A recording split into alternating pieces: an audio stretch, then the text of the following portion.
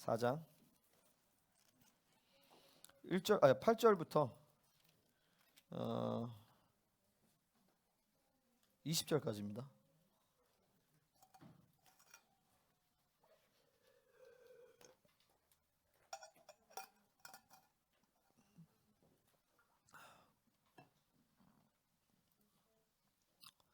교독하겠습니다. 그러나 너희가 그때에는 하나님을 알지 못하여 본질상 하나님이 아는 자들에게 종노릇 하였더니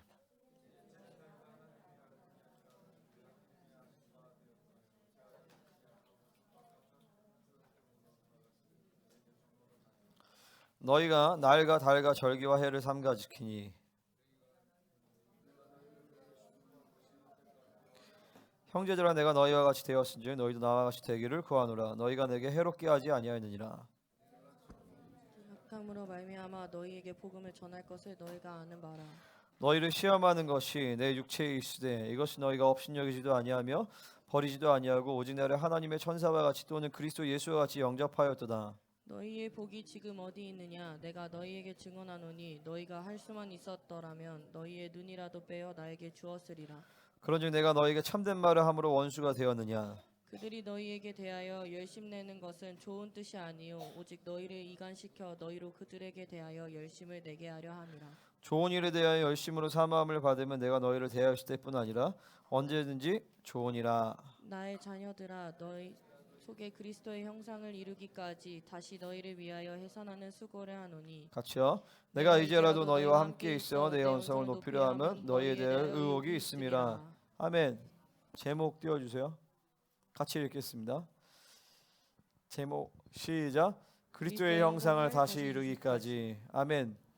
자, 제가 대지 두 가지를 먼저 보여주고 그 다음에 우리 저기 방송실은 이제 나와도 될 것 같아요.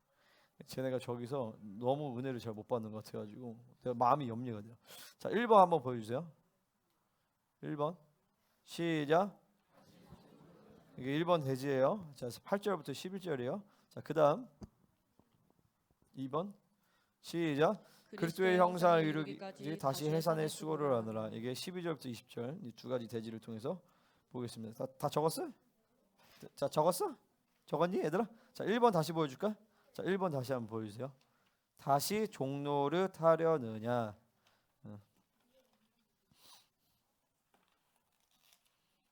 하였느냐? 자, 이제 여기 잠깐만. 예담이 그 썼어 겸이? 자, 이제 한 줄에 한 명씩만 쓰면 돼. 그 다음에 옆에 이제 보여줘. 여기 윤수 썼거든. 그러니까 옆에 보여달라 그랬지. 자, 그 다음 2번. 그리스도의 형상을 이루기까지 다시 해산의 수고를 하노라. 이게 12절부터 20절이에요.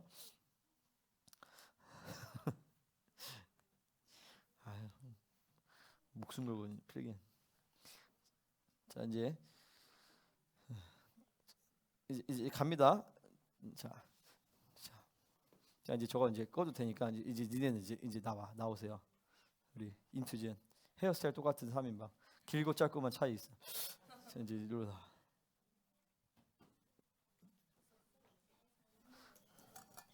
자, 못 썼으면 못 썼대. 2번 다시. 너무 길죠?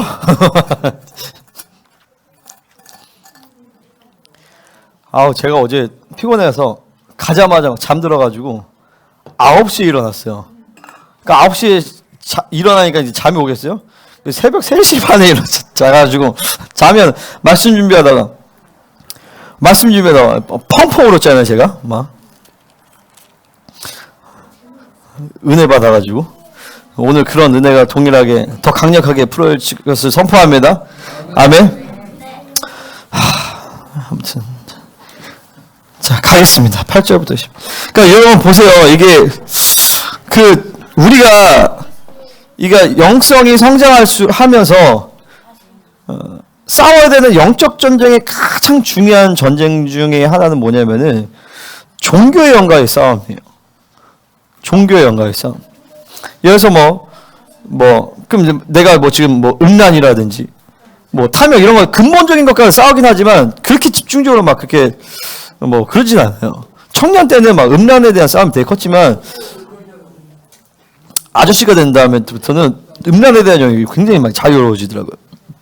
그리고 뭐 물질이라든지 이런 거에 대해서 별로 그냥 늘 겸손하고 조심해야 되게 하겠지만 그것보다는 제일 중요한 싸움이 뭐냐면 종교형과의 싸움이거든요. 그 종교형을 통해서 다른 모든 외부적인 공격들이 사실 다 오는 거예요.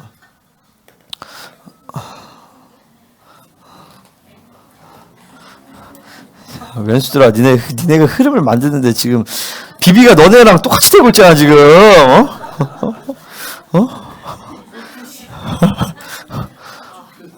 아니 얘네 왜 이렇게 닮았어? 이상하다.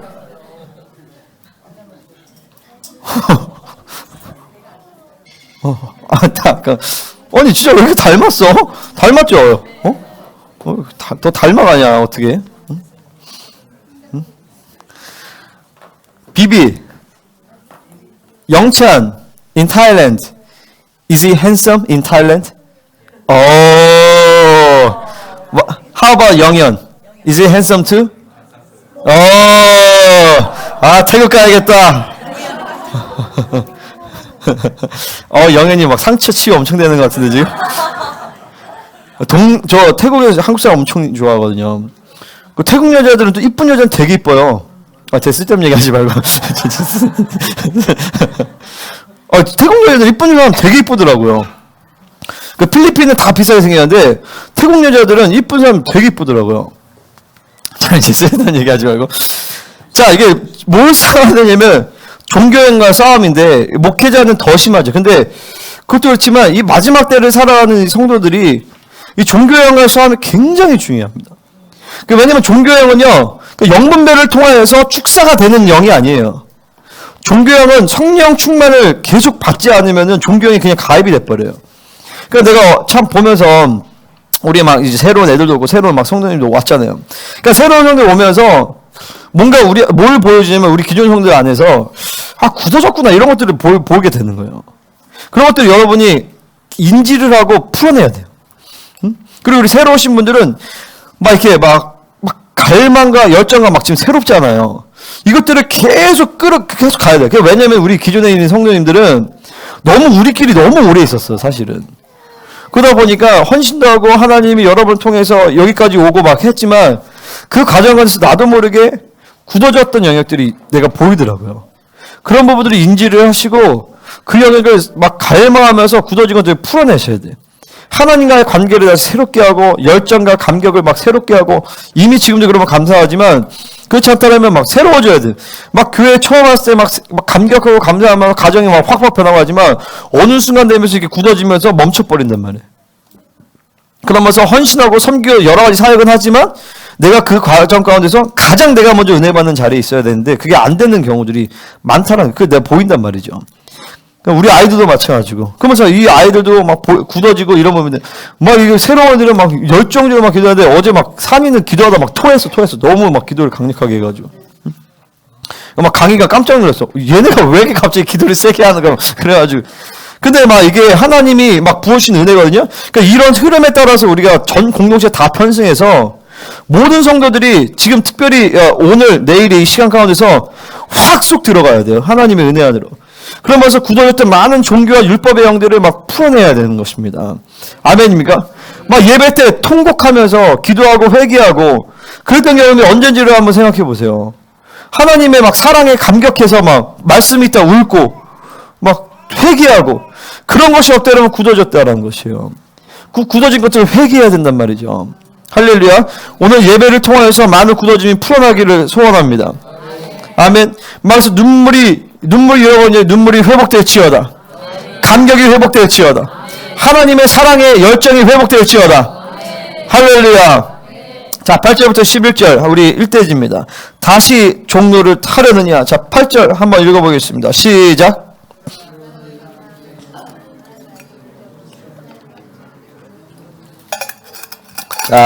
자, 이제 뭐라고 하냐면요. 너희가 그때 하나님을 알지 못하여 본질 하나님이 아니셨느냐. 자, 너네가 과거와 현재를 계속 비교를 하는 거예요. 이전에는 몰랐었는데 네가 하나님을 알게 됐다. 이제는 네가 죄의 종로를 했는데 네가 이제는 자유자가 되었다. 그죠? 근데 왜 다시 글로 돌아가려느냐? 왜 다시 종로를 타려느냐? 그러니까 은혜로 구원을 받았는데 왜 율법으로 완성하려고 하느냐? 그러니까 율법은 종노릇이거든요. 육체로 살아가는 거예요. 내 노력과 내 방법과 내 행위로 내가 책임져야 되는 삶을 살게 되는 거예요. 근데 하나님은 예수님을 통하여서 우리 안에 모든 죄악을 해결하시고 우리가 하나님의 자녀가 되게 하셔서 나로 하여금 하나님의 모든 인생을 내 모든 인생을 그분이 책임지게 하셨어요. 자유자가 됐단 말이에요. 그래서 뭐야? 육체의 빚이 없다라고 한단 말이에요. 할렐루야. 육체의 빚이 없어요. 그러니까 공부해야 되니까 공부해야 되고 기도해야 되니까 기도해야 되고 뭐야? 돈 벌어야 되니까 돈 벌어야 되는 게 아니라 하나님의 영광 때문에 한다고. 하나님의 부르심 때문에. 아멘입니까? 자, 이게 믿음이에요. 믿음. 자, 처자식 먹이기 위해서 일하는 게 아니에요. 육체의 빚이 없단 말이죠. 하나님은 우리가 하나님의 자녀, 그러니까 아담과 하와는 먹여 살리기 위해서 일하지 않았어요. 그걸 따먹었으면 됐단 말이에요. 하나님의 것을 누리기 위해서 누렸단 말이에요. 하나님 주신단 말이에요. 그냥. 그죠? 내가 소유하고 내가 열심히 일해서 내가 노력을 해서 내가 내 인생을 책임지는 그런 인생을 애초에 에덴 동산에 살지 않았단 말이에요. 아멘? 근데 아담이 일을 했죠? 경작하는데 그 경작하면서 땅 갈고 이렇게 했다는 게 아니에요. 씨앗만 뿌리면 그래서 다시 다 이러는, 그러니까 경작한다는 게 아니라 아바드 섬겼다라는 거예요. 뭐냐면은 그리스도의 하나님의 왕적 대리자로서, 통치의 대리자로서 아담의 했던 가장 중요한 일은 뭐냐면 이름을 지어주는 거예요. 규정해준단 말이죠. 너는 코끼리, 너는 돼지, 너는 사자 라고 하면서 이 모든 피조물들이 하나님의 질서와 통치의 원리로 가동시킬 수 있도록 가동시키는 것이 아담의 일이었지 바꾸는 게 아담의 일이 아니었다는 말이에요. 아멘? 그러면서 가시한번 캐면서 바꾸는 일을 하면서 이제 땅의 저주로부터 자신을 스스로 속량하기 위해서 열심히 노력해서 일해서 살아가게 되는 저주받은 인생이 된 거란 말이에요. 근데 그 모든 저주를 예수님이 다 해결하셨단 말이죠. 할렐루야.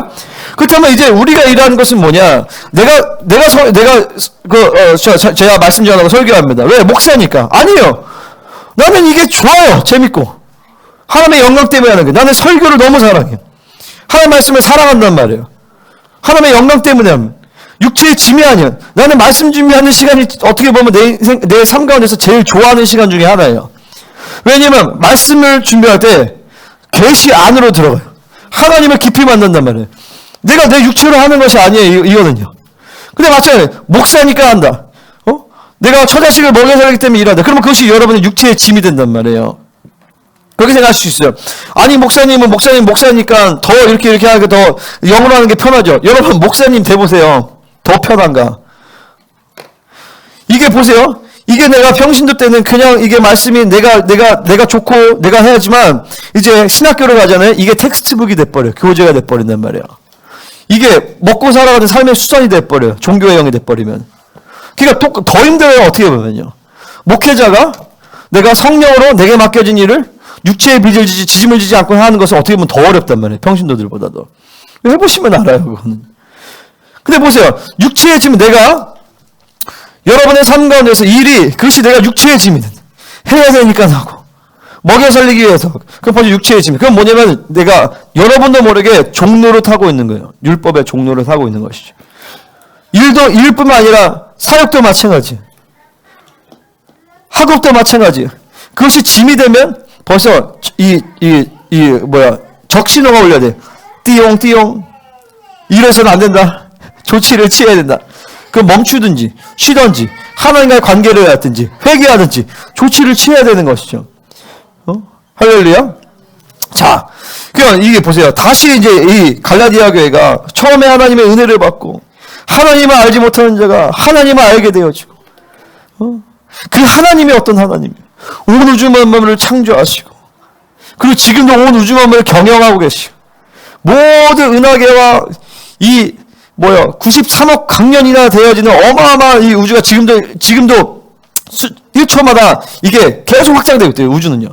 그 어마어마한 우주를 창조하신 그 하나님께서 보이지 않는 지구, 그 안에 한국당, 그 다음에 양주, 그러면 이 킹덤 센터 처치, 이 조그만 교회를 여러분 개개인 한 사람 교제하시는 그 하나님과의 관계를 이제 누리게 되었는데 왜 어찌하여 다시 천막간 초대왕으로 돌아와서 다시 그들에게 종로를 타셨느냐라는 것입니다. 이게 율법으로 살아가는 것이 율법으로 살아간다. 너희가 날가 절기와 해를 삼가 지키니 뭐냐면 과거의 유대력으로 돌아가는 과거의 구약의 그런 유대주의로 돌아가는 우리가 이게 날, 사bat, 절기 이런 거 얘기하는 것은 이거를 해야 구원받는 게 아니라 하나님의 디자인 시스템 가운데서 이거를 이 원리를 적용하자는 거지. 근데 이거는 지금 뭘 얘기하냐면 이거를 안 하면 너네 구원 못 받는다. 구원의 완성에 못 이른다라고 하는 것이에요. 그건 유대주의죠. 할렐루야. 이 스피릿을 가지고 우리 안에 다시 모더레이트 하는 거예요. 적용한단 말이죠. 그게 아니라 지금 지금 여기서는 다시 유대주의로 돌아가자는 거예요. 갈라디아 공동체는 거짓 교사들이 있어서 야 니네가 믿음으로 은혜로 구원받았지만 구원의 완성은 율법을 지켜야 할 수 있다. 할례를 받아라. 날과 달과 절기를 지켜라 라고 지금 얘기하는 것이죠. 그러니까 사도 바울이 뭐라고 해요? 내가 너희를 위하여 수고한 것이 헛되게 될까 두려워하노라 하는 것이. 자, 우리는 이 첫 번째 대지 중에서 이걸 봐야 돼. 뭐냐면은 나는 정말 자유의 감격을 맛보았느냐. 그죠?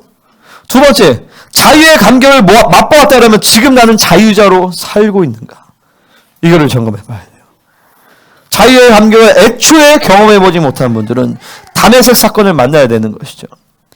하나님을 간헐적으로 만나는 다메섹 사건을 통해서 이 하나님의 영광의 빛이 확 전면적으로 비쳐서 이제는 내가 예수가 아니고서는 살 수가 없다라는 일단 이 한 번의 사건이 와야 되는 것이. 아멘입니까? 이 한 번의 사건, 이게 한 방에, 그러니까 사도 바울처럼 한 방에 와서 이렇게 할 수도 있지만 저같이 모태신앙을 잘하는 사람들은 점진적으로 옵니다. 점진적으로. 하나님의 영광의 빛을 확 받고 또 살다가 또 확 받고 또 살다가 확 받고 그러면서 전면적으로 오면서 이게 하나님과 깊은 만남 가운데 들어가게 되는 것이. 얘네들은 아마 거의 그럴 거야. 전면적으로. 그러니까 순간순간 하나님 만나는 거야. 순간순간. 근데 애초에 그게 없는 사람들은 삼어야 돼요. 내 안에 하나님의 빛을, 자유자의 삶을 전면적으로 받아들인 그 사건이 있는가?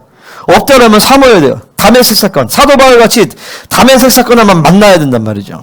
그러니까 우리 다음 세대들은 갈망하세요. 하나님 나에게 다시 하나님, 얘들아 따라요. 하나님 나에게 다메섹 사건을 주시옵소서. 다시 한 번 더. 하나님 나에게 다메섹 사건을 주시옵소서. 세상에서 완전히 눈이 멀어버리고 이제 예수님만 바라보는 그런 한 번의 사건이 필요하다는 말이죠. 내가 이전에 하나님 이 다메섹 사건이 있었습니다. 하지만 어느 순간 모르게 나도 모르게 굳어지고 오염되어서 이 자유의 감격을 잃어버리고 예수 그리스도의 이 구원의 감격을 상실하고 어느덧 나도 모르게 율법으로 살아가는 삶에 지금 노출이 되었습니다. 라고 한다면 여러분 오늘 이 시간 그것을 회개하고 풀어내셔야 되는 거예요. 응? 내 노력, 내가 내 인생을 책임지고 근심, 걱정, 염려. 그러니까 보세요. 기도도 근심과 걱정, 염려로 하면 기도가 응답이 안 됩니다. 그러니까 내가 늘 얘기하지만 기도는 일단 처음에 기도를 시작할 때 하나님과의 관계성을 확증하고 시작해야 되는 거예요. 그러니까 다 풀어내는 기도부터 해야 돼. 쫙 내 영을 풀어내고 하나님의 자녀됨의 권세를 확증짓고 하나님의 아들됨의 그러니까 아버지 하늘에 계신 우리 아버지요. 이 아버지를 부르시는 아버지의 관계를 확증한 다음에 기도가 되는 거예요. 그렇지 않으면 여러분에서 옛사람으로 작용되어지면서 염려로 근심으로 기도하게 돼요. 그런 기도는 응답이 안 됩니다. 응답이 안 돼요. 그러니까 하나님 앞에 순전하게 그분과의 관계를 일단은 가야 돼요. 그게. 그러니까 계속 내가 바벨론을 살고 율법을 하면 무겁단 말이에요. 무거워서 기도를 못 해요. 그러니까 이런 생각, 기도하면 뭐하냐, 또 내가 해야 되는데. 그러니까 벌써 이게 엄청나게 굳어진 거예요. 지금 이게 지금 율법주의로 살아가고 있는 삶의 모습이거든요. 그러니까 기도가 안 된단 말이에요. 기도하면서 부담이 없어지고, 기도하면서 염려가 사라지고, 기도하면서 내 짐을 내려놓고, 그 때로는 염려했던 건데 기도하면서 주님과의 관계에 들어가면서 내가 염려했던 것 자체가 사라지면서 문제 자체가 사라져버리는 거예요. 할렐루야? 그러니까 기도는 하늘들에 계신 우리 아버지로부터 시작이 된단 말이죠. 아멘입니까? 자, 그래서 우리는 이 내 육의 힘이 강해져서 다시 율법주의로 구원의 완성을 이루겠다라고 스스로, 그러니까 뭐냐면 내가 구원의 은혜를 받았지만 앞으로 내가 내 인생을 영화롭게 되게 하고 내가 잘 살고 내가 뭐 이렇게 좋아지는 것은 내 노력이 섞여져야 돼 라고 한다는 거예요. 우리가 해야 될 노력은 그분을 바라보는 노력밖에 없어요. 아멘입니까? 그분을 바라보면 그분께서 일하시는 대로 내가 가면 된단 말이에요. 그러니까 보세요.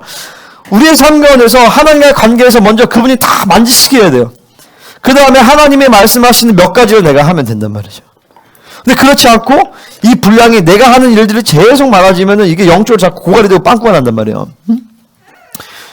그러니까 그 전까지는 일단은 멈춰야 돼. 멈추고 그냥 알아서 돌아가게 만들고, 그리고 나는 하나님과 관계에 집중하고, 그러면서 하나님과 관계에서 쭉 모든 걸 다 풀어나가고, 그 다음에 주님이 시키신 예에서 10가지 일이 있었다라면 기도하면서 나머지 7가지 정도는 다 주님이 다 이게 하게 던져버리고 내가 해야 될 2-3가지 일만 집중해서 하면 나머지 하나님이 다 알아서 하신단 말이죠.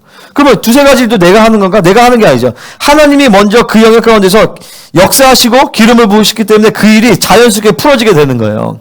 아멘입니까? 제가 금요일에 5번 말씀 전했거든요. 새벽 예배, 아침, 조회, 토라, 그리고 트리플, 그 다음에 5번 설교까지. 이게 내 노력을 하면 이게 너무 힘들죠. 근데 기름 부으심이 돌면 가능한 거예요. 기름 부으심이 돌면은. 기름 부으심이 일하게 해야 돼. 기름 부으심이 일하게 하는 것이죠. 그래서 마지막 11절에 한번 같이 읽어보겠습니다. 11절 시작. 야, 이게 진짜 얼마나 슬픈 일이에요. 자, 사도 바울이 수고한 것이 헛될까 두려워한다. 이게 사도 바울이 수고한 게 이제 수포로 돌아간다는 것도 있지만, 사도 바울이 대사도잖아요. 그 시대에 대사도잖아요. 그죠? 성경을 13권이나 쓴 사람이에요.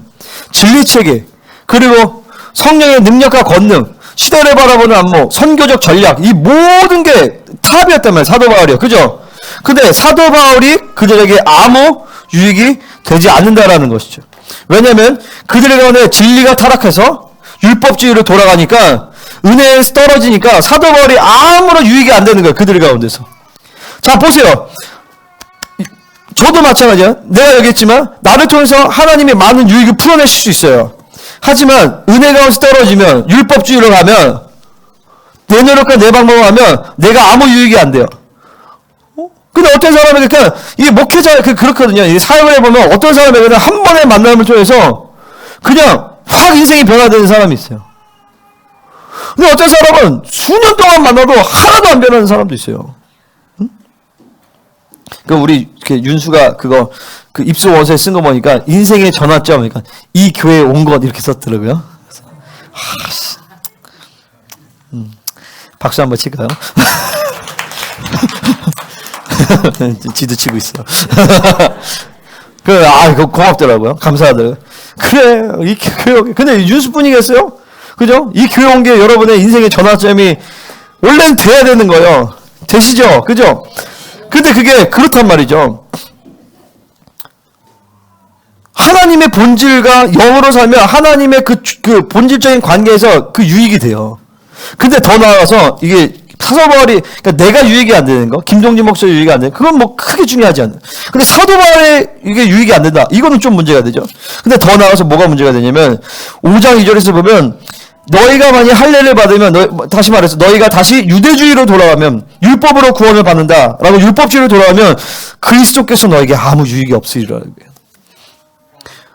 아니, 사도 바울의 수고가 헛되는 것은 둘째치고 예수님이 이루신 모든 일이 그들에게 헛되게 된다는 거예요. 예수가 유익이 없게 된다는 거예요. 그러니까 내가 율법으로 살아가는 것이 이게 얼마나 사실은 무서운 일인 거예요. 은혜에서 떨어지는 거예요. 내 노력과 내 율법을, 그러니까 예수님이 이루신 모든 일은 나는 상관이 없습니다. 내 멋대로 살겠습니다. 라고 얘기한단 말이죠. 이게 믿어져야 돼요. 할렐루야. 그래서 내 안에서 율법으로 살면 절대 안 되겠구나. 하나님과 교제를 잃어버리고 살면 절대 안 되는구나. 내 방법으로 살면 절대 안 되겠구나. 은혜에서 떨어지는 거. 그리스도와 관계가 없어지는구나. 이걸 믿으셔야 돼요. 먼저. 할렐루야. 그러니까 이 1대지에서 2가지를 말해요. 하나는 뭐냐면 나는 정말 자유자인가? 그 감격을 맛본 적은 있는가? 그렇지 않다면 오늘 그것을 맛보셔야 돼요. 두 번째는 이전에 맛봤지만 지금은 내가 다시 내 노력과 내가 짐을 짊어지고 내가 스스로 책임져야 되는 삶을 살고 있다. 그렇다면 점검해야 돼. 이 율법주의를 회개하고 짐을 내려놔야 되는 것이. 그러니까 우리는 착각해요. 내가 스스로 짐을 짊어지고 스스로 책임을 지면 좋은 신앙을 생각하지만 사실은 그것은 율법이에요. 율법. 그걸 먼저 인정하셔야 돼요. 내가 스스로 짐을 짊어지고 내가 스스로 책임지는 거. 그러니까 뭐냐면 책임은 하나님이 지시는 거. 내가 이 교회 목회자로서 교회에 대한 어떤 부분 책임을 집니다. 하지만 이것을 내가 스스로 책임지면 이건 내가 율법주의가 된단 말이에요. 왜 내가 스스로 책임을 지겠어요? 내 거라고 생각하니까 책임을 지는 거예요. 이것은 주님의 것이니까 주님께 내어드려야 된단 말이에요. 그러니까 내가 스스로 책임지는 거예요. 여러분의 가정도 마찬가지예요. 우리 아버지 내가 이 가정을 책임져야겠다. 우리 엄마는 내가 우리 자녀를 책임져야겠다. 그러면 여러분 것이죠. 내 거예요. 그럼 뭐야? 하나님의 소유를 빼앗는 도둑질하는 것이. 하나님께 다시 던져드리셔야 돼. 하나님께 내어드리셔야 돼. 아멘입니까? 여러분의 자녀는 여러분의 것이 아니에요. 여러분의 가정도 여러분의 것이 아니에요. 사업도 여러분의, 교회도 당연히 내 것이 아니죠. 하나님의 것이. 그러니까 하나님이 책임지셔야 돼. 짐을 짊어지는 것은 죄예요, 죄. 스스로 죄 짊어지는 것은 죄예요. 그러면 대충 하라는 게 아니에요. 짐을 짊어지라는 것이 아니지만 충성되게 그분의 것을 감당하는 것이죠. 할렐루야. 때때로 순간순간 내가 짐을 짊어질 때가 있어요. 하지만 그것을 때 회개하고 다시 내려놔야 돼. 회개하고 내려놔야 돼. 회개하고 그분께 던져야 돼. 아멘입니까? 그리고 우리는 늘 가벼워야 돼요. 가벼워야 돼요. 응? 아멘. 아멘, 아멘, 아멘. 할렐루야. 자, 사도의 수고가 헛되지 않게 하셔야 됩니다. 예수 그리스도께서 이루신 그 수고가 헛되면 안 되는 것입니다. 엄청나. 그분이 이루신 유익이 얼마나 엄청나요. 죄사함을 얻었죠. 하나님의 자녀됨의 권세를 얻었죠. 왕적 자녀의 존귀를 얻었죠. 천군 천사들이 우리가 명령 청구해서 움직이죠. 성령의 모든 일하심과 은사와 능력들이 우리에게 드러나죠. 이런 모든 유익이 끊어진단 말이에요. 내가 율법으로 살면.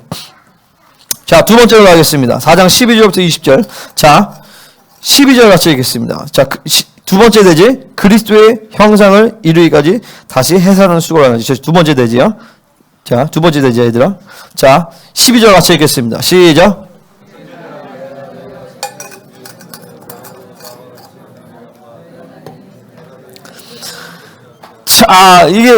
두 번째 대지에서는 뭐냐면은, 사도 바울이 쭉 간증을 얘기하면서, 야, 내가 니네 만났을 때, 처음에는 이렇게, 내가 연약했음에 불구하고, 너네가 나를 천사와 같이 대해주고, 그 다음에 나를 막 주님을 만나듯이 하면서, 눈이라도 빼주고, 그게 너희의 복이었고, 근데 지금은 니네가 나와 원수가 되었다라는 거예요. 왜? 다른 복음을 받아들이니까. 율법주의로 돌아가니까. 은혜에서 끊어지니까 그 엄청난, 그 사도 바울에게 눈이라도 빼줄 수 있을 만큼 엄청난 좋은 관계였는데 이제 원수가 되었다라는 거죠. 그러면 사도 바울이 야, 내가 너희한테 다시 그리스도의 형상을 이루기까지 다시 해산의 수고를 지금 한다라는 거예요. 이게 전체적인 내용이에요. 자, 그러면 12절 이렇게 얘기가 나옵니다. 내가 너희와 같이 되었은즉 너희도 나와 같이 되기를 구하노라. 뭐냐면 사도 바울이 처음 만났을 때 그들과 같이 되었다는 거예요. 뭐냐면 이거는 복음의 상황화거든요. contextualization. 상황화. 그 상황에 막끔 변해. 유대인에게는 유대인 같이, 헬라인에게는 헬라인 같이, 일본에게는 일본인 같이, 한국 사람은 한국 사람 같이. 왜 그러냐면 사랑과 겸손 때문에. 그들을 얻고자 하는 사랑과 그리고 그들처럼 낮아진다라는 그 겸손함. 그래서 사도 바울은 그들과 같이 된 거예요. 그러니까 보세요. 저도 그럴 때 있습니다. 애들이랑 놀 때는 애들처럼 놀아줘야 돼. 그치? 목사님이랑 같이 목욕탕 가면 재밌지? 너무 형식적으로 대답하는 것 같은데? 응? 재밌지, 목사님 목욕탕 가면. 왜냐면 나 같이 놀아주잖아. 그치? 나는 어르신들이랑 난 놀아도 너무 재밌어요. 응? 재밌어. 어르신 아줌마들이랑 놀아도 나는 재밌어요. 이게 변신이 가능해야 돼요. 이 선교사는 하나님의 사람은 어딜 가나 적응이 돼야 돼. 유대인들 같은 유대인들에게 탁 맞게 해줘야 되고, 태국 사람은 태국 사람 맞게끔 탁 그들의 문화와 정서를 태국 가는데 나 간 안 먹거든요. 닭 간을 간이 아니라 간이랑 선지죠, 선지. 와, 그걸 푸딩처럼 해가지고 아침에 주더라고요. 와, 그걸 다 먹었잖아요. 갔는데 막 맛쌤이랑 막 다 간 사람이요. 이야, 너무 맛있습니다. 막 영상 찍으면서 막 그렇게 하니까 내가 막 어떻게 맛없다고 얘기했어. 그래서. 가면 먹어야 돼. 그러니까 여기서 편식하면 안 된단 말이야, 얘들아. 선교를 딱 가서 태국 사람들 만나는데, 저는 한국 사람 이거 못 먹겠어요. 역겨워 토할 것 같아요. 그러면 성교 끝이야 이제 거기서. 그 사람들은 이제 대화가 안 돼. 상해버린 마음이 상하잖아, 그죠? 그 우리 그 우즈벡에 성교할 때 그런 얘기 있어요. 먹는 것이 사역이다. 가서 무조건 먹어라. 가면 현지식 엄청. 그 우즈벡 음식 중에 어떤 게 있냐면은 그 우유 같은 거를 상하게 만들어서 주는 음식이 있어요. 너무 맛있겠지. 그건 진짜 그건 못 먹겠더라고. 가면은 무조건 먹어야 돼. 그 사역이거든요. 먹으면서 사람들의 마음을 사는 거예요. 옛날에 그런 얘기 있더니 어떤 그 천주교 그 선교사님이 마테오 신부였나? 그 동네 선교를 하는데 굉장히 막 그 지독한 인간이 있어가지고 막 그 사람을 이제 선교하고 이제 전도하고 하는데 갔더니 신부님 제가 신부님을 위해서 맛있는 음식을 만들었습니다 하고 갔더니 쥐국을 끓여요. 쥐국을 쥐를 실제 있었던 일. 그래가지고 쥐를 이렇게 먹어야 되는데 그래서 하나님 쥐를 먹을 수 있는 능력을 주시옵소서 하고 쥐를 다 먹었다는 거 아니에요. 그래서 그 사람이 그때 회개하면서 신부님 내가 정말 잘못했습니다. 그 쥐를 먹어서 회개가 된 거야. 그 사람이. 한 영혼을 살리기 위해서 쥐를 먹을 수 있겠어? 응? 나한테 왜 그러시는 거예요? 이러면 한 영혼을 살리기 위해서 쥐새끼 먹을 수 있겠어? 영혼이? 그럼 그 영혼 지옥 가는데? 그냥 봐봐 얘들아. 여러분 보세요. 그러니까 먹는 게 지금 이 얘기가 왜 나왔어? 자, 사도 바울이 이 얘기하는 거죠. 내가 너희와 같이 되었다는. 그러니까 보세요. 그들과 같이 되을 수 있는 이거 사랑이거든요. 겸손함이에요. 영혼들을 사랑하기 위해서는 그들과 같이 가져야 돼. 내려가줘야 된다면 낮은 자리를 가져야 돼. 이게 예수님의 성육신의 그 모델이에요. 자, 내가 너희와 같이 되었을 때 너희도 나와 같이 되기를 구하노라. 뭐냐면은 사도 바울이 영적 아비라는 것이죠. 그러니까 스승은 나와 같이 되라고 얘기하지 않아요. 그러니까 가르치고 땡이에요. 하지만 아비는 나와 같이 되라고 말할 수 있는 것이 아비예요. 내가 기도하시지 기도해라. 내가 섬기듯이 섬겨라. 내가 말씀을 내가 하듯이 내가 말씀을 먹어라. 내가 영혼을 사랑하듯이 사랑하라. 사도 바울이 그렇게 얘기할 수 있는 것이죠. 우리 모든 지체들이 그렇게 되기를 소망합니다. 아멘. 목회자 한두 명뿐이 아니라 우리 모든 리더들이 여러분이 자식들을 키울 때 부모님들이 엄마와 아빠와 같이 그렇게 주님을 그렇게 섬겨라. 그럼 애들이 변화될 거예요. 근데 막 제대로 하지도 않으면서 나같이 하라고 하면 안 되겠죠. 그죠? 그러면서 자연스럽게 신앙의 흐름들이 쭉 흘러가는 거예요. 응? 자, 이 제자도 아비의 관계를 얘기하는 것이죠. 그러면 쭉 얘기하는 게 과거에는 바울의 육체의 연약함으로 인해서 바울의 육체에 가시가 있었대요. 이것이 어떤 사람은 막 안질이다, 뭐 간질이다, 무슨 병인지 잘 몰라요. 아무도. 근데 중요한 거는 육체의 약함에서 어떤 사람은 너무 바울이 뭐 꼽추였다면 아니면 몰라요. 그거는 바울이 어땠는지. 근데 바울의 육체에 가시가 있었다는 거예요. 육체의 약함으로 인해서 복음을 전하게 되었고, 근데 이것을 너희가 업신여기지도 않고 버리지도 않고 나를 하나님의 천사같이 또 그리스도와 예수같이 영접하였다는 것이죠. 그거 왜 그러냐면 바울을 통해 하나님의 영광을 보았기 때문에 그래요. 은혜를 받았기 때문에 그래요. 그것도 마찬가지예요. 성도들도 마찬가지예요. 관계 안에서 어떤 분들은 굉장히 목사님을 막 존중하고 귀히 여기고 그러냐 은혜를 받기 때문에. 근데 똑같은 교회 안에서 있었어도 그렇지 않은 사람들, 그건 뭐냐면 은혜를 못 받기 때문에 그래요. 그 은혜를 받으셔야 돼요. 할렐루야. 은혜를 받으면 그 은혜가 좋은 관계가 됩니다. 자연스럽게. 자, 그러면서 더 나아가서 너희 눈이라도 빼어 나에게 주었으리라. 그 정도로 사도 바울을 통해서 하나님의 영광을 보고 전적으로 헌신했다라는 것이죠. 그러니까 보세요. 내가 하나님을 만나고 하나님께 섬기고 헌신하는데 그 헌신이 교회와 분리돼서 갈 수가 없어요. 하나님께 은혜를 받고 하나님 섬기고 하나님 사랑하는 사람은 교회를 사랑하고 교회를 섬기게 되어 있습니다. 그리고 더 나아가서 그 교회의 영적 리더로 세우신 목회자를 사랑하고 헌신하게 되어 있어요. 섬기게 되어 있어요. 순종하게 되어 있어요. 아멘. 막 부리져서 막 이렇게 해라, 목사님 섬겨야 복 받는다 이렇게 얘기 안 해도 자연스럽게 은혜를 받고 하나님의 영광이 임하고 하나님 만나면 그 흐름이 자연스럽게 그 영적 질서 안에서 흐름이 오게 되어 있다라는 것이죠. 할렐루야. 자, 로마서 16장에서 보면 사도 바울의 동역자들이 쭉 나오는데 이 사도 바울의 동역자들이 막 목숨 걸고 사도 바울의 사역을 같이 섬깁니다. 그 이유는 왜 그러냐? 사도 바울이 본 하나님의 영광을 보고 그게 맡겨진 시대적 사명을 알고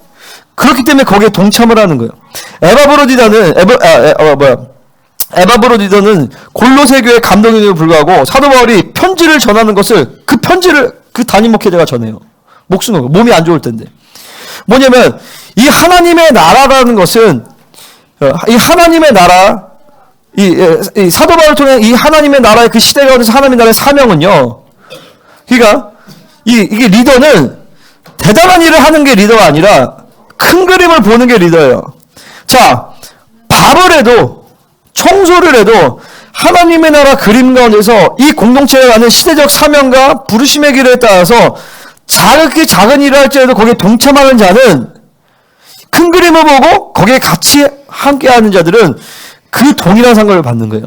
사도 바울의 사역에 동참했던 자들은 사도 바울과 함께 동일한 영광을 보고 동일한 상급을 받게 된다는 것이죠. 할렐루야. 그러니까 모든 사람들이 다 사도가 될 필요가 없어요. 모든 사람이 다 선지자가 될 필요가 없단 말이죠. 하지만 뭐냐면 사도를 영접한 자에게 사도의 상을 주시고 선지자를 영접한 자에게 선지자의 상을 주시는 거예요. 뭐냐면 그들을 영접하고 그들과 함께 동역하는 자들에게 첫 번째는 이거 두 가지로 이거 해석할 수 있는데 뭐냐면 첫 번째는 뭐냐면 선지자의 임파테이션이 일어나게 됩니다. 사도적인 임파테이션이 일어나게 돼요. 그러면서 엘리야를 통해서 엘리사를 세웠듯이 그 임파테이션이 이루어져서 사도를 영접한 자에게 사도의 기름 부심이 임하게 되어 있어요. 선지자를 영접한 자에게 선지자의 기름 부심이 임하게 되어 있습니다. 이게 첫 번째 해석이에요. 두 번째는 뭐냐면은 그들이 사도가 아니 될지라도 사도와 사역을 같이 했기 때문에 사도가 받는 상을 같이 받게 된다는 것이죠. 아멘입니까? 그러니까 목회자를 통해서 리더를 통해서 주어지는 하나님의 한 흐름 가운데서 우리는 같이 가는 거예요. 그러니까 이게 우월과 열등의 문제가 아니에요. 제가 옛날에 그 킹덤 패밀리 할 때 아내는 남편을 존경하고 따르고 순종해야 된다. 그러니까 옛날에 이제 청년 중에 있었던 애가 그런 얘기했어요. 아 그러면은 여자들은 너무 안 좋은 게 아니냐. 자 생각해 보세요. 남편과 아내의 관계 가운데서 리더십을 남편에게 주셨어요. 하나님의 교회 가운데서. 그죠? 아멘? 그러면 남편이 아내보다 우월합니까? 우월하지 않죠. 이건 질서의 문제예요. 우월의 문제가 아니에요. 아내가 아내로서 그 역할을 잘 감당하면 그걸 통해서 남편이 세워집니다. 남편이 남편으로서 잘 감당하면 그걸 통해서 아내가 세워져요. 그러면 서로 세워가면서 둘이 하나님 앞에서 동일한 상급을 받게 되어지는 거예요. 우월의 관계가 아니에요. 이거를 우월의 관계로 생각하면 이 타락한 사상이거든요. 그러면 목회자와 평신도의 관계도 우월의 관계로 알게 된단 말이에요. 내가 목사니까 내가 더 우월합니까? 그냥 아니죠. 하나님의 질서 가운데서 그냥 목회자를 세운 거예요. 사도 바울이 더 우월합니까? 디모데는 더 열등합니까? 바나바는 열등합니까? 아니요. 하나님의 나라 가운데서 하나님은 바울을 바울로 그냥 세우신 거예요. 그 역할로. 바나바는 바나바의 역할로 세우고 디모데는 디모데의 역할로 세웠단 말이죠. 에바브로디는 에바브로디의 역할을 세운 거예요. 중요한 거는 이 하나님 나라의 역학관계 가운데서 자신의 역할을 충성되게 감당하는 자에게 동일한 최고의 영광의 상급을 주는 바울로 세워졌지만 바울의 상급이 바나바보다 크다라는 보장은 없어요. 바나바가 그 역할을 더 감당하면 바나바가 바울보다 더 역할이 클 수 있다. 상급이 더 클 수 있는 것이에요. 아멘입니까? 그러니까 이 갈라디아 교회가 그러니까 우리 교회도 마찬가지야. 목회자를 통해서 하나님의 영광을 보고 계시를 받고 그다음에 그간에 같이 우리가 함께 세운단 말이죠. 그러면서 그 역할에 크고 작은 일이든 간에 함께 동참합니다. 그러면 하나님이 여러분을 각 사람을 사도선녀 복음전 목사 교사를 따라서 여러분을 세웁니다. 사역자가 되게 만듭니다. 하지만 그 질서와 흐름 가운데서 갑니다. 그리고 우리 공동체가 다 그렇게 원장에 갈 때 우리는 동일한 상급을 받게 되어지는 것이에요. 예를 들어서 우리 다음 세대 가운데서 막 세계적인 복음 전파를 나갔습니다. 우리 같이 섬겼습니다. 나를 통해서 하나님 1억의 영혼을 구원합니다. 근데 그 가운데서 어떤 분들은 반만 했어요. 청소만 했어요. 하지만 믿음으로 했다라면 동일한 상급을 받게 되는 것이에요. 이게 하나님의 나라예요. 그러니까 5손가락이 있는데 왼팔이 오른팔이 될 필요가 없어요. 오른다리가 머리가 될 필요가 없어요. 입이 코를 불어할 필요가 없어요. 그냥 지 역할만 감당하면 돼요. 중요한 건 뭐냐? 머리가부터 오는 지시만 잘 따르면 되는 것이죠. 할렐루야. 아멘. 자, 그래서 너희가 눈이라도 빼어주세요. 너희 복이 지금 어디 있느냐? 내가 너희가 지금 너희가 할 수만 있었더라면 너희 눈이라도 빼어 나에게 주었으리. 이게 너희의 복이었다라는 것이. 왜냐면 이것은 사도 바울 자신에 대한 헌신이 아니라 예수 그리스도에 대한 헌신이고 그것이 그들에게 복이 된다는 것이죠. 아멘. 여러분 하나님은 성도들을 교회를 통해 축복하십니다. 교회의 질서에 순복하여서 이 선포되어진 말씀에 목숨 걸고 그 비전에 함께 동참하는 자들에게 축복하시는 거예요. 축복하시고 기름 부으시고 능력을 부으시고 그러면서 여러분을 축복하시고 새롭게 세우시고 강건케 만드시는 거예요. 아멘. 할렐루야. 근데 지금은 원수가 됐다. 이건 이제 환장할 일이죠. 응? 오직 너희를 내가 너에게 열심을 내는 것은 좋은 뜻이 아니오 오직 너희를 이간시켜 너희로 그들에게 대하여 열심을 내게 하려 함이라. 응? 너희가 잘못된 복음에 타락이 와가지고 율법주의가 오니까 자연스럽게 사도 바울을 멀리하게 되는 것이죠. 그리고 사도 바울을 통해 모든 계시의 흐름들에 대해서 단절이 일어나게 되니까 예수 그리스도로부터도 끊어지게 되어지는 이 엄청난 이 피해가 있게. 그러니까 이 말씀을 놓고 기도를 많이 해주셔야 돼요. 교회는 진리체계가 순전하고 거룩하고 오로지 하나님의 말씀의 진리만 선포되게. 왜냐면 여기서 선포되는 말씀에 율법주의가 섞여져가면 다 율법주의가 돼버리는 거예요. 응? 그런 의미에서 우리에게 이 생명사 공동체 참 귀한 거죠. 그리고 IM이라는 공동체가 참 귀한 거예요. 자, 이제 두 장인데 그 중에서 이제 한 장이 끝났어. 이제 나머지 한 장. 이제야 한 장이 끝난 거야. 이렇게 생각했어요. 자, 이제 중요한 얘기 여기서부터. 자, 19절을 한번 같이 읽겠습니다. 시작.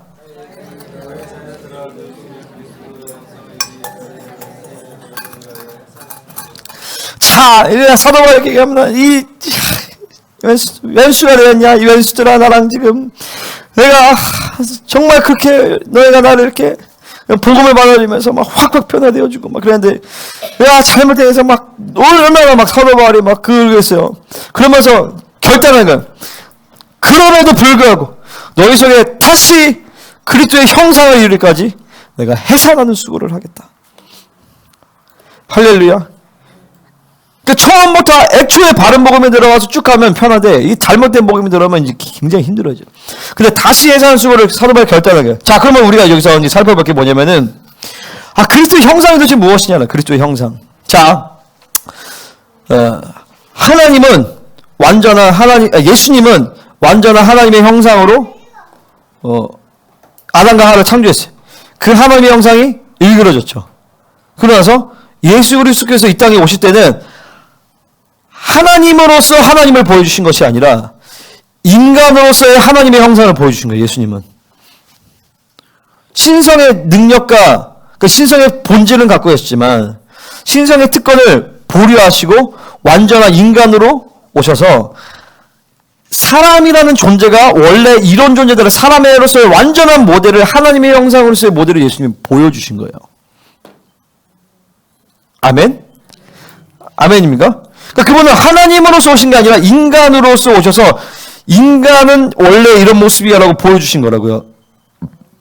그래서 그리고 더 나아가서 우리에게 예수의 이름을 주셨잖아요. 그러니까 예수님은 하나님의 이름으로 오신 분이에요.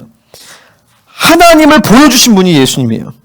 예수님은 우리에게 자신의 이름을 주셨어요.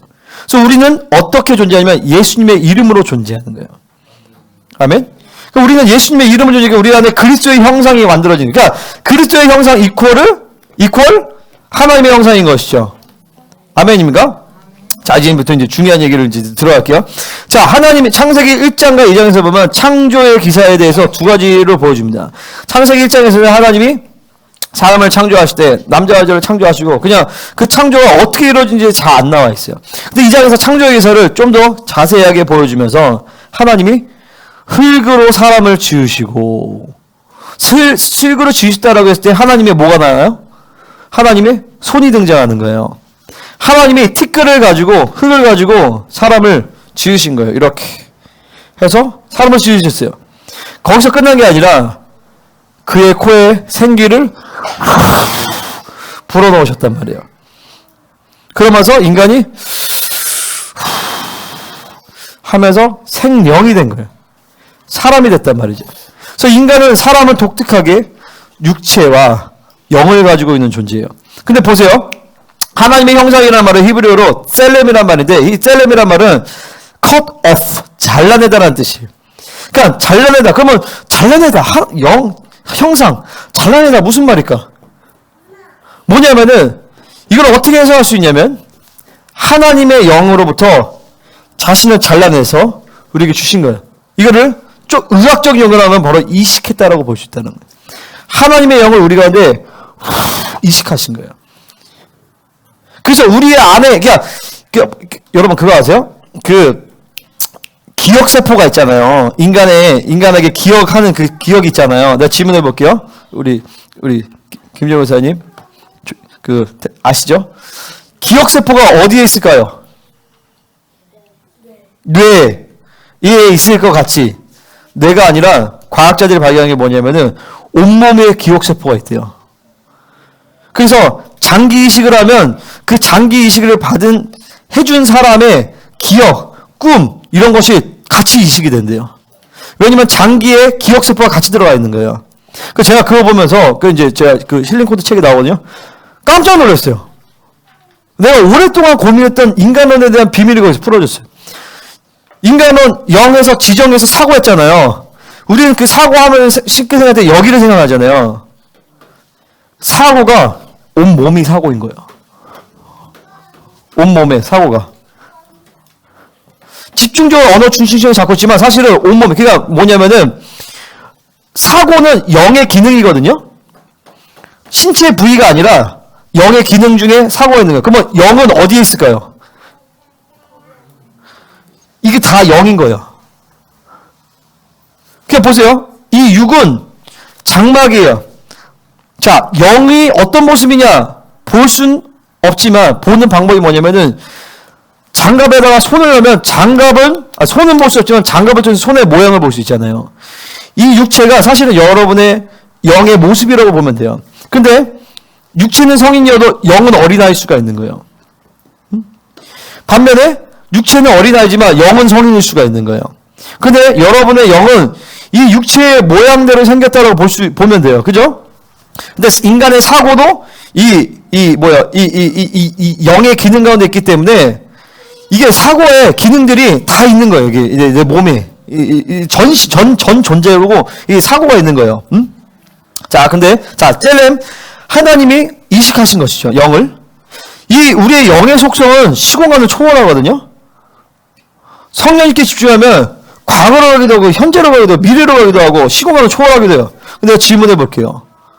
영이란 속성 자체가 시공간을 초월할까요? 아니면 하나님의 영이 시공간을 초월할까요? 어떻게 알아?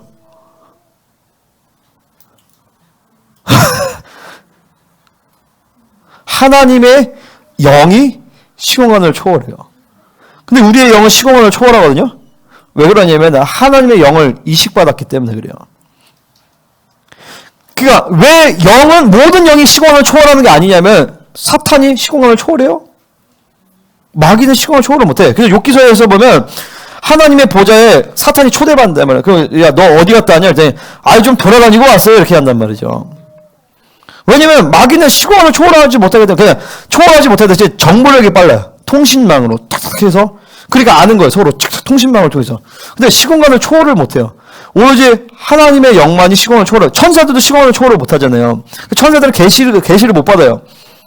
통신을 받아야 돼. 하나님으로부터. 근데 인간의 영은 시공간을 초월해요. 왜냐면 하나님의 영을 이식받았게 돼. 그러니까 우리의 영은 그러니까 본질은 영이거든요. 육체의 장막은 일시적이에요. 할렐루야. 여러분 영원 전부터 영원 끝까지 이제 천년을 지나서 이제 영원의 시간으로 들어가는데 그 시간에서 보면 인간이 우리가 이 육체의 장막을 입고 있는 시간은 굉장히 일부분이 잠시뿐이란 말이죠.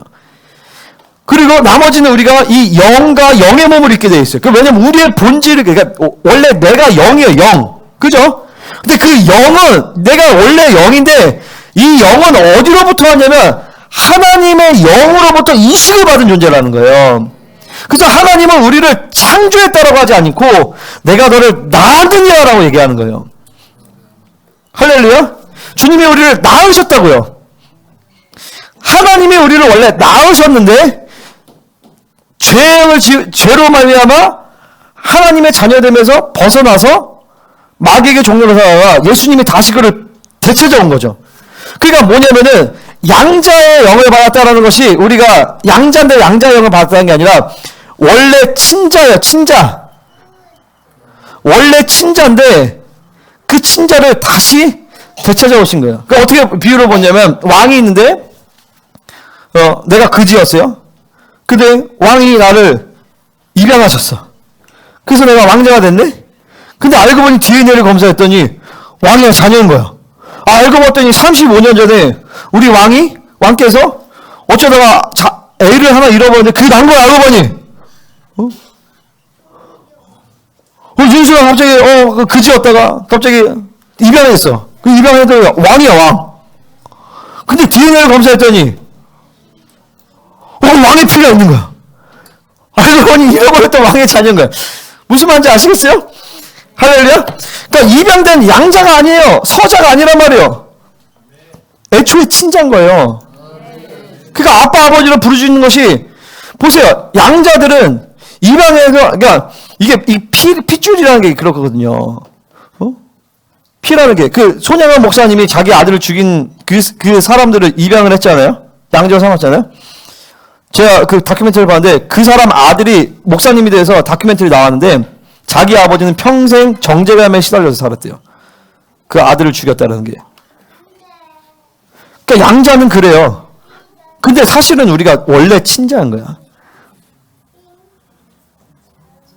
영의 본질이 애초에 거기서부터 왔다고요. 여러분이 자녀를 낳을 때요. 자녀를 낳을 때, 자 봐봐. 강건이가 있습니다. 강건이가 엄마 아빠가 사랑해가지고 육체를 통해서 낳았어요. 근데 육체는 엄마 뭐 닮고 이렇게 낳았어. 근데 강건이의 본질은 육체가 아니야. 그러니까 부모는 그냥 대리뿐이야. 청지기란 말이야. 청지기. 잠깐 맡겨진 청지기예요. 여러분 천국 가서 얘네가 여러분들한테 여러분 자녀들이 엄마 아빠 이럴 것 같으세요? 그때는 형제 자매가 된단 말이에요.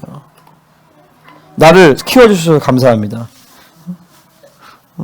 윤수 그때도 목사님한테 천국에서 목사님 그럴까? 아니란 말이야. 근데 내가 그랬지. 윤수야 이제는 형제라 불러라. 동진 형제. 여기서 그럼 죽어 알았지? 형제가 된단 말이에요. 그러니까 일시적이에요. 여러분 자녀들이 있는 거는. 근데 보세요. 하늘에서 강건이를 하나님이 다 이제 육체를 빚으시진 않아. 엄마 아빠의 이런 이 출산과 이런 걸 통해서 육체를 빚으시는 것들은 이제 위임하셨어 사람에게. 하지만 영을 만드시는 것은 영을 이식하시는 것은 하나님밖에 못해요. 그거를 하나님이 강건이의 영을 하고 자기의 존재에서 자기의 생명을 이식시켜 주실 거예요. 그럼 너는 강재성 김세진의 아들이기보다도 너는 하나님의 아들인 거야. 우리는 그래서 하나님의 아들인 거예요. 이 친자란 말이죠. 애초에. 할렐루야. 자, 박수 치겠습니다.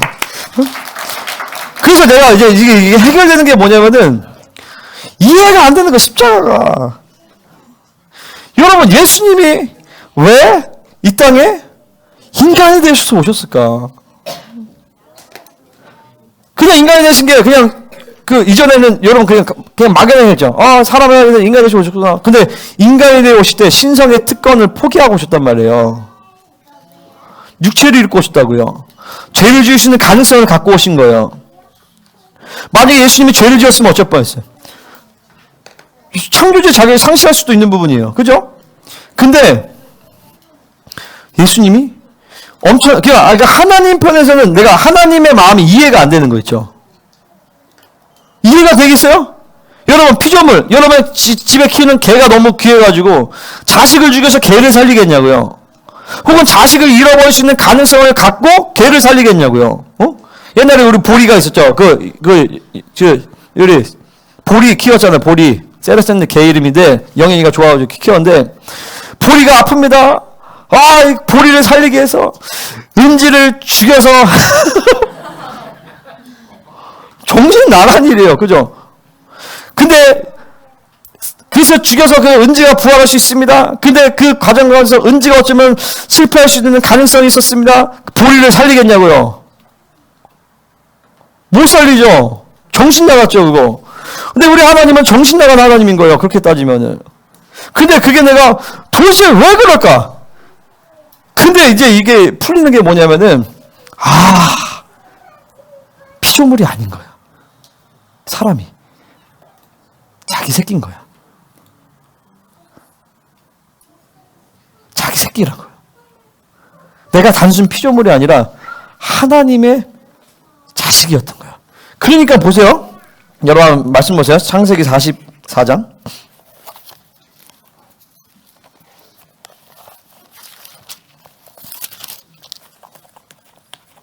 44장 30절. 자, 다 피세요. 자, 여러분 잘 아는 요셉이 이제 그 베냐민을 인질로 삼고 이제 시험하는 장면이요. 유다가 이렇게 얘기가 나옵니다. 유다는 예수님의 예표죠. 지금 여기서 아버지의 생명과 아이의 생명이 서로 하나로 묶여 있거든요. 여러분 이게 그 부모들은 그걸 알죠. 자식의 생명과 부모의 생명 연결이 돼 있어요. 여러분 부모의 의무가 언제 끝나게요? 시집장가 보내면 부모의 의무가 끝납니까? 자식이 죽으면 부모의 의무가 끝납니까? 자식이 죽어도 부모는 여전히 부모예요. 부모의 의무가 언제 끝나냐면 부모가 죽을 때 끝나요. 그렇죠? 우리 권사님, 집사님. 애들 다 키우고 손주까지 다 봤지만 여전히 부모는 부모예요. 우리 목사님, 우리 부모님 다 키워 자라면서도 여전히 부모님은 부모님이야. 근데 이게 그 말이야. 유다가 아는가? 아버지의 생명과 아이의 생명이 서로 하나로 묶여 있거든. 뭐냐면은 아버지의 생명과 하나님 아버지의 생명과 여러분 한 사람 한 사람의 생명이 묶여 있는 거예요. 묶여 있다고요. 그거를 아는 거예요.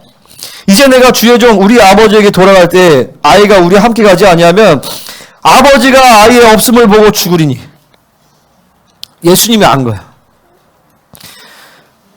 아버지께서 직접 낳으신 이 사람들이 그 나라에 같이 들어가지 않는다.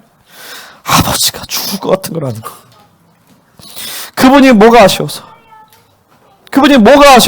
근데 그냥 하나님은 좋으시겠다. 하나님이 시켰다. 그게 아니야. 하나님은 그 엄청난 리스크를 감당하고 애초에 우리를 창조하시. 우리에게 생명을 이식시켜줬대요.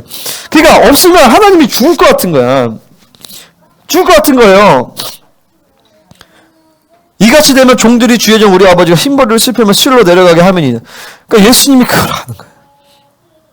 예수님이 참 아들로서 이 잃어버린 이 자녀들이 지옥불에 떨어져서 그거를 예수님은 볼 수가 없는 거예요. 그래서 주의 종이 내 아버지에게 아이를 담보하기를 내가 이를 아버지께로 데리고 돌아오지 아니하면 영영이 아버지께 죄짐을 지리이다 하였사오니. 그러니까 자신이 담보가 되어 있어서 십자가를 지어주신 것이죠. 이제 주의 종으로 그 아이를 대신하여 머물러 있어 내 주의 종이 되게 하시고 그 아이는 그의 형제들과 함께 올려보냈어요. 그 아이가 나와 함께 가지 아니하면 내가 어찌 내 아버지에게로 올라갈 수 있으리이까. 두렵거든 제가 내 아버지에게 미침을 보리다. 예수님이 이 마음 때문에 십자가를 짊어지신 거예요. 단순 피조물이 아니라 하나님의 잃어버린 자녀이기 때문에. 그러니까 예수님이 아버지의 마음을 아신 것이죠.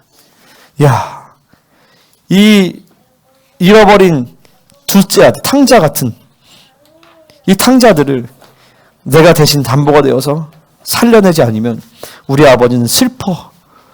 그분이 창조주이시지만 영원토록 그분은 슬퍼하실 수밖에 없다. 그래서 예수님이 십자가를 짊어지신 거예요. 근데 지금 이 사도 바울이 갈라디아에 화낸 거 뭐냐면 그렇게 예수님이 어마어마한 대가를 지불해서 너희 안에 그리스도의 형상을 이루었는데 너희가 다시 그 형상을 잃어버리겠다. 왜 형상을 잃어버리겠어요? 하나님을 만나는 것을 상실했기 때문에. 율법주의를 하면서 하나님을 못 만나는 거예요. 하나님을 만나야 되는데 그분과의 관계로 살아야 되는데 내 노력, 내 열심, 내 성취, 내 명예, 내 방법으로 살아가는 갈라디아 교회에게 사도 바울은 화를 낼 수밖에 없는. 하지만 내가 그 하나님의 마음을 알기 때문에 예수님의 마음을 알기 때문에 내가 다시 해산하는 수고를 함에도 하서라도 너희를 다시 너희 안에 그리스도의 형상을 이루게 하겠다라는 것입니다. 할렐루야. 주님의 마음을 여러분 이 시간에 받으시기를 바랍니다. 하나님 안에 그리스도의 형상을 그렇게 어마어마하게 왜냐면 내가 하나님의 자녀 친자이기 때문에 그래서 주님 이 그리스도의 형상이 내 안에 온전히 이루어지게 하여 주십시오. 그것은 오로지 그분과 살아갈 때 성령으로 살 때 믿음으로 살 때 주님이 주어신 것을 은혜로 살 때 가능한 것이 하나님 안에 모든 율법주의 내 노력 내 방법 내 뜻 죽어지게 하여 주시고 하나님 오늘 내 안에 그리스도의 형상이 다시 온전케 이루어지게 하여 주시옵소서. 다 같이 기도하겠습니다. 찬양 들어주세요.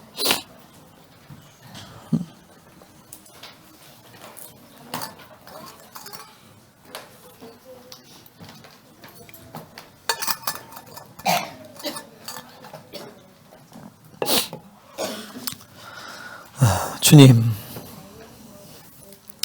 이 비밀을 아는 자, 이 질그릇의 보배를 가진 자, 그리고 이 보배로 살아가는 자, 그런 사람은 그 나라의 영원토록 주님과 왕노릇하며 영원한 하나님의 나라를 상급으로 받을 것이. 하지만 믿지 않는 자, 이 비밀을 깨닫지 못하는 자, 듣고도 순종하지 않는 자는 그에 맞게끔 하나님이 보응하실 것입니다. 여러분 우리가 지혜로운 자 되기를 원합니다.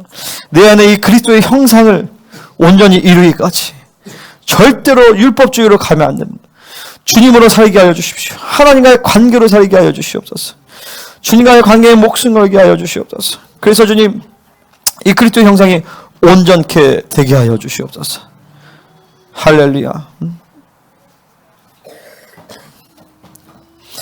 아바 아버지, 오늘 여러분 이 시간 아바 아버지를 외치기를 바랍니다.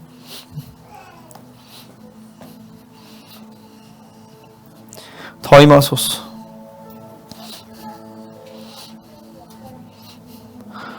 오늘 내가 양자인 줄 알았는데 내가 양녀인 줄 알았는데 알고 보니 내가 친자였구나, 친딸이었구나. 여러분 오늘 속 시원하게 아빠라고 불러보세요. 여러분의 육신의 부모님은 잠시뿐이에요. 육신의 부모님은 그 육체를 받는 통로일 뿐이에요. 그렇다고 무시할 건 아니죠. 중요하죠. 하지만 여러분의 본질